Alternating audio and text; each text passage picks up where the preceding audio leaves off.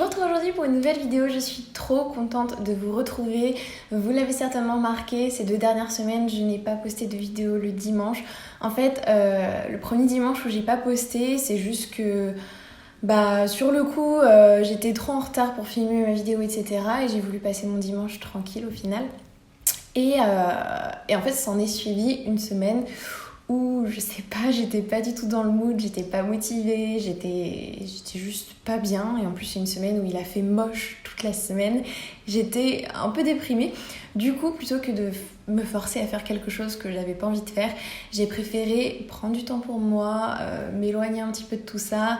J'ai passé du temps à faire des choses que j'aimais, j'ai lu davantage par rapport à d'habitude, ça m'a fait beaucoup de bien.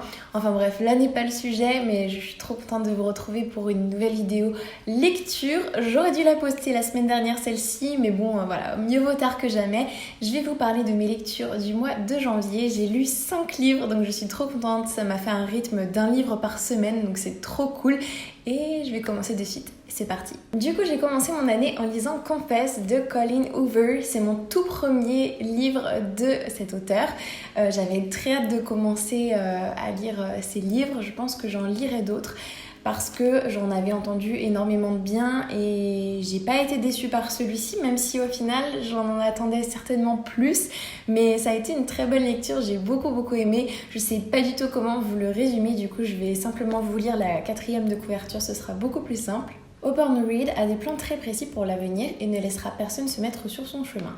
Mais lorsqu'elle franchit la porte d'une galerie d'art à Dallas pour un entretien, elle s'attend à tout sauf à l'irrésistible attraction qui la pousse vers Owen Gentry. L'énigmatique artiste semble avoir beaucoup de choses à vouloir cacher à tout prix. Pour tenter de découvrir ses secrets les plus intimes, Auburn va baisser sa garde pour comprendre qu'elle risque bien plus gros qu'elle ne le pensait. Pour se construire, chacun devra tout confesser, mais parfois la vérité est plus douloureuse que le silence. Alors pour être honnête, je trouve que le résumé, il ne résume pas bien le livre, mais moi je sais pas comment vous le résumer avec mes mots. J'ai peur de vous spoiler des choses et en fait le but de ces vidéos lectures c'est de pas vous spoiler. D'ailleurs j'en profite pour vous en parler. Je me dis, parce que vous voyez à chaque fois, je survole les lectures quand je vous en parle en vidéo parce que je veux spoiler personne. Je veux juste vous donner envie de les lire si j'ai apprécié ou tout simplement vous donner un avis un peu superficiel entre guillemets si j'ai pas aimé ma lecture ou quoi que ce soit. Mais est-ce que ça pourrait vous intéresser que par exemple en parallèle sur le blog je vous fasse des revues un petit peu plus poussées en fait avec potentiellement des spoilers pour ceux qui l'auraient déjà lu. Comme ça, je me dis que ça peut permettre de débattre d'une façon un petit peu plus poussée, un petit peu plus différente pour qu'on parle vraiment, par exemple, des points qui nous ont vraiment rendu dingues ou des points qui nous ont énervés ou des trucs qu'on a adorés, etc. Genre vraiment avec des spoilers pour le coup. Dites-moi ce que vous en pensez, mais je me dis qu'à l'écrit sur le blog, ça pourrait être pas mal. Et c'est vrai que par rapport au résumé que j'avais lu, en tout cas, du début à la fin, j'étais totalement surprise par la tournure des événements au fur et à mesure parce que c'était pas du tout ce que j'avais imaginé en lisant le résumé. Genre, c'était pas du tout le genre d'histoire auquel je m'attendais. Ce que j'ai adoré, comme le dit le titre Confess, en fait, il y a toute une histoire autour des confessions. Et en fait, ce qui est ouf, c'est que les confessions qui sont écrites sur des petits morceaux de papier qu'on retrouve dans le livre, en fait, ce sont des vraies confessions. Genre des vraies personnes dans la vraie vie qui les ont écrites et je trouve que ça donne un petit truc en plus au livre. Je trouve que c'est assez fou quand même de se dire que c'est pas l'auteur qui les a écrits directement mais que ce sont des vraies personnes.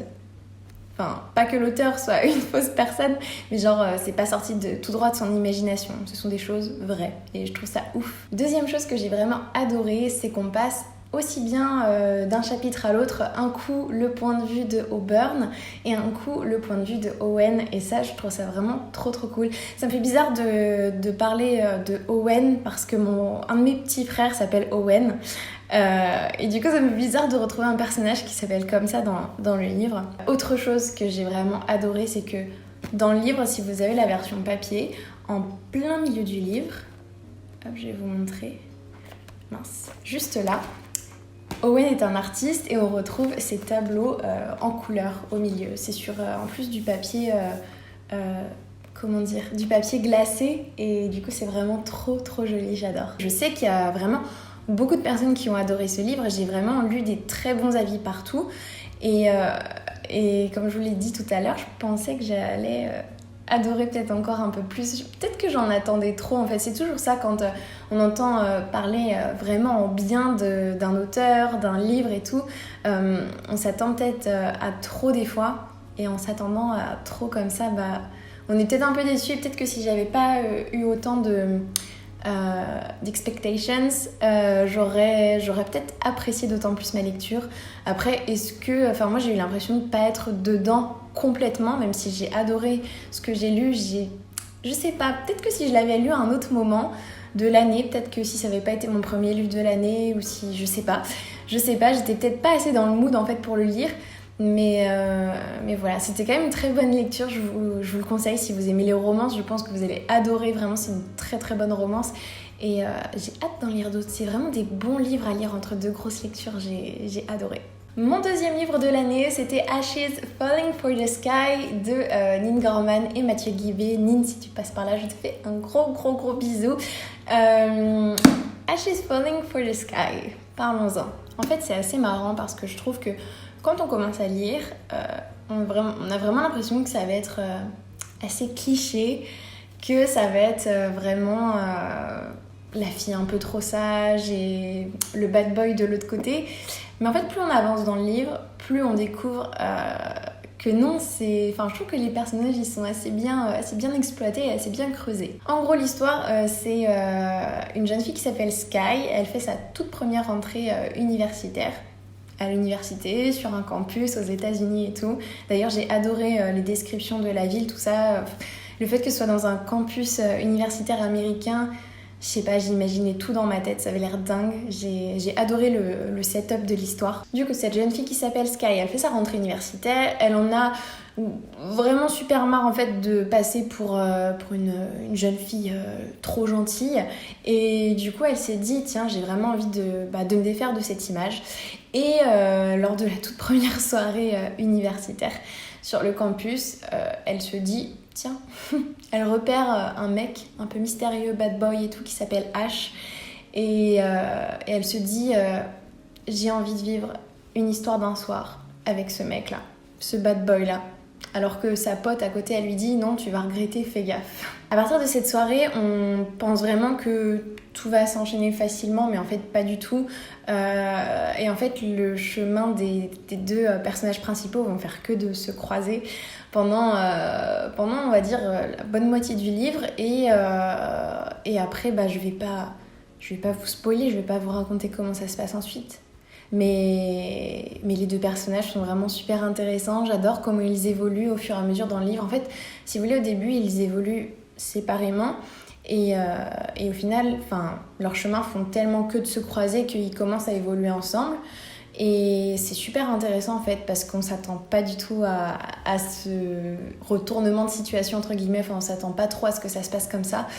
Et ouais, j'ai vraiment beaucoup aimé. Et alors, pour le coup, quelque chose qui est assez drôle, c'est que voilà, j'ai lu celui-ci juste après Confess, et c'est exactement le même système dans le sens où il y a les points de vue des deux personnages. Donc ça, c'est vraiment trop cool. Franchement, encore plus pour ce livre que pour Confess, je pense que j'aurais été encore plus frustrée de ne pas avoir le point de vue de Ash, d'avoir seulement le point de vue de Sky. Là, c'est vraiment parfait. Genre... ouais, s'il n'y avait pas eu le point de vue de l'autre personnage, je pense que ça aurait été très très très frustrant. Un truc que j'ai adoré, c'est que chaque début de chapitre, je vais vous montrer un début de chapitre, juste ici, là, il y a une citation d'une chanson avec en dessous écrit le titre de la chanson et l'artiste qui la chante, le groupe, l'artiste, peu importe.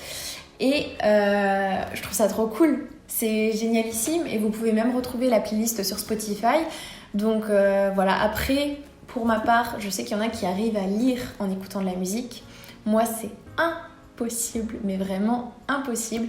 J'ai besoin de calme complet en général, même dans le train des fois, quand il y a un tout petit peu trop de bruit. Vous savez, genre un groupe de 4 là qui commence à parler. À chaque fois, je suis sur ma page, je relis 3000 fois la même phrase tellement j'arrive pas à avancer dans mon livre parce que ça me perturbe. Vraiment, dès que des gens commencent à parler un peu trop fort ou quoi, j'arrive pas à me concentrer.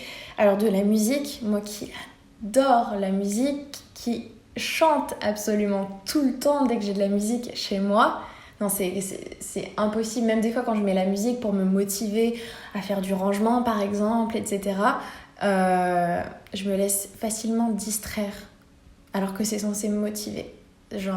C'est abusé.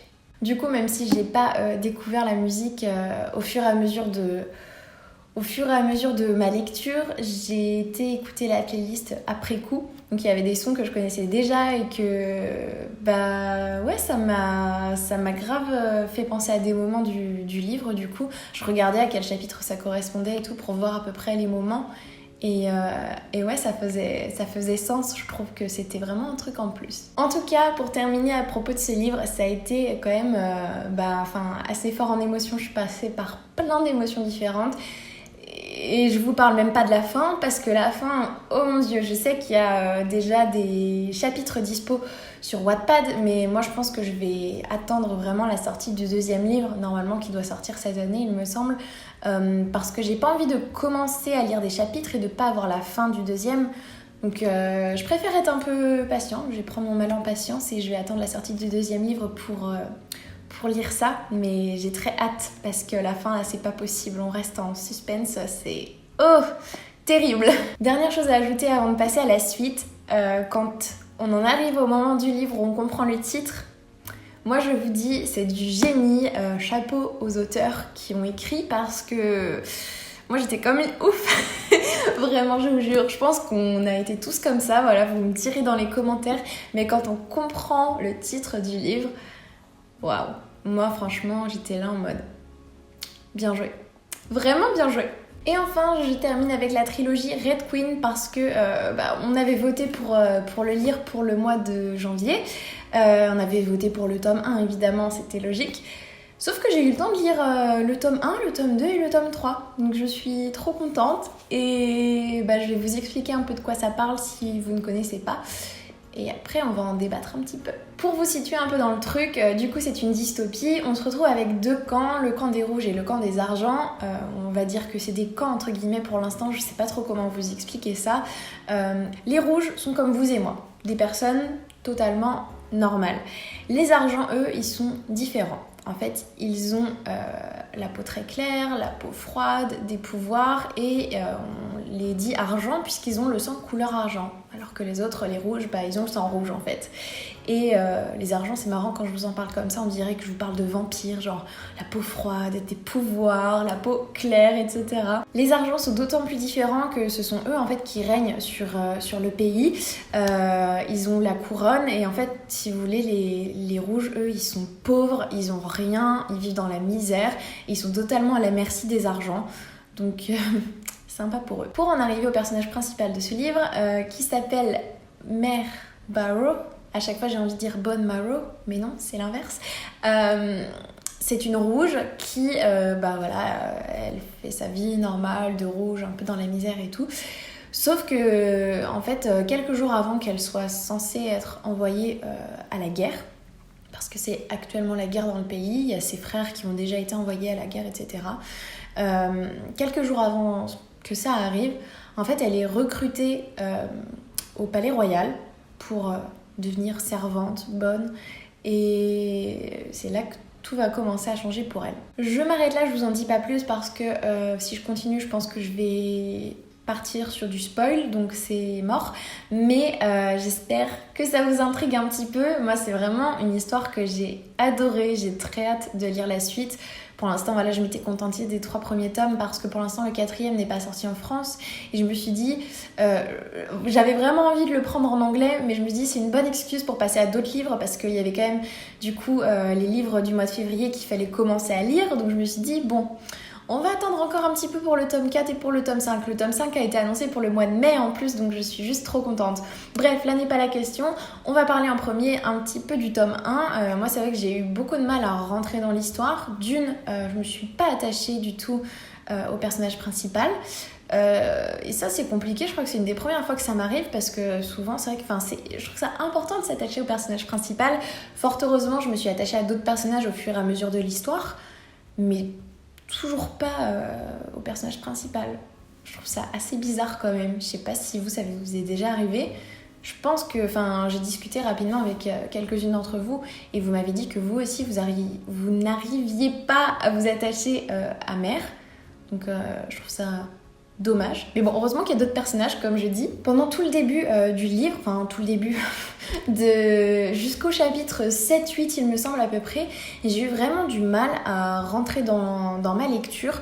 Je trouvais que c'était un peu lent, ça mettait un peu beaucoup de temps à démarrer, alors que des fois il y a certains livres, voilà, dès le 2e, 3e chapitre, le contexte a déjà été posé et hop, ça part bien. Là je trouve que c'était un peu lent, mais à partir du moment où justement Mère elle rentre dans le palais, et ben là ça commence à être vraiment très très intéressant et moi j'ai pas du tout lâché le premier tome, j'ai vraiment trop aimé. Ensuite j'ai lu le tome 2 et le tome 3. Je ne vais pas vous spoiler, ça serait trop méchant de ma part, mais juste pour que vous sachiez que si jamais vous comptez lire cette saga, moi le tome 2, mon Dieu, ça a été un calvaire de le lire. Je sais pas si c'était moi qui étais pas dedans ou quoi, mais j'ai eu vraiment du mal jusqu'à au moins la moitié, voire les 3/4 du livre. Je trouvais que c'était pas du tout intéressant. Ça se traînait en longueur en fait. Et pourtant, dans le 2e tome, il y a toute une quête qui se fait entre guillemets. Et moi, j'ai adoré découvrir certaines choses au fur et à mesure. Mais je sais pas, c'était trop lent, ça se traînait trop en longueur et j'ai eu un peu de mal quoi. Ouais, je m'attendais à mieux du coup parce que le premier tome m'avait tellement plu que je m'attendais à mieux pour le 2e. Par contre, les derniers chapitres du tome 2 étaient vraiment... j'étais obligée d'enchaîner sur le tome 3 direct après, ce que j'ai fait. Et le tome 3, je l'ai vraiment adoré, je l'ai dévoré. Il ne m'a pas du tout déçu, beaucoup mieux que le tome 2 je trouve. Si jamais vous avez déjà lu les 3 premiers tomes ou plus, dites-moi ce que vous en avez pensé. Moi, j'ai largement préféré le tome 3. J'ai de suite été dedans, j'étais à fond. Il y a encore eu quelques petites longueurs, mais je pense qu'au final, j'ai l'impression que dans beaucoup de livres, je trouve qu'il y a des longueurs, mais franchement, j'ai trop aimé. J'ai tellement hâte de pouvoir lire la suite. Et comme je vous disais, du coup, je pense que je vais vraiment attendre la sortie française du tome 4 pour le lire.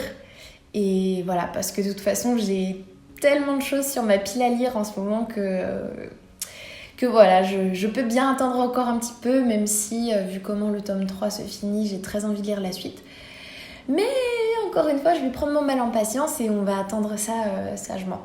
Et voilà pour mes lectures du mois de janvier, j'espère vraiment que la vidéo vous plaît, n'hésitez surtout pas à me dire ce que vous avez lu au mois de janvier et si vous avez déjà lu des livres de cette liste, parce que je serais hyper curieuse de pouvoir en discuter avec vous dans les commentaires, dites-moi tout ça.